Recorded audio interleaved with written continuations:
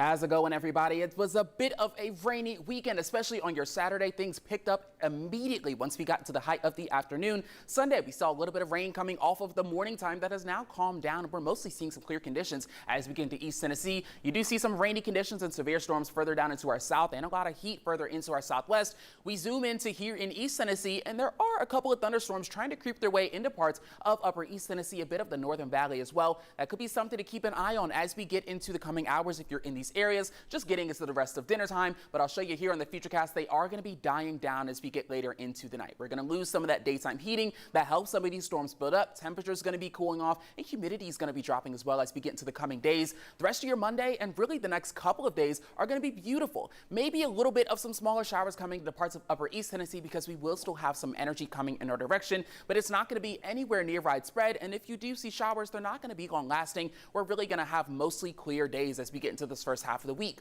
However, because of the rain that we've seen lately in such high volumes, there is going to be the possibility of some morning time fog throughout the area. So that is going to be something to keep your eye on when you're making your morning commute on your Monday.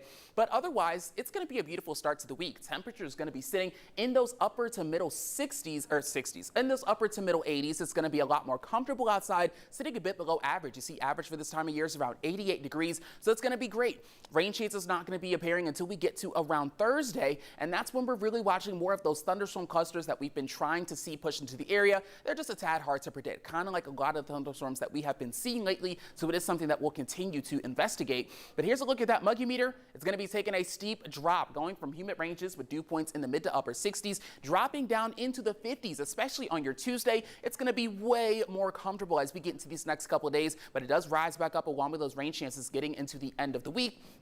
And here's the reason why. We have this cold front that's going to be pushing into the area. The impact of that cold front and the high pressure coming along with it, that's going to be sending some cooler northerly air in our direction from the clockwise rotation of that high pressure. That front's going to continue to pass as we get later into your Tuesday. And you do see some increasing cloud cover in parts of western Tennessee as we get later into the week as well.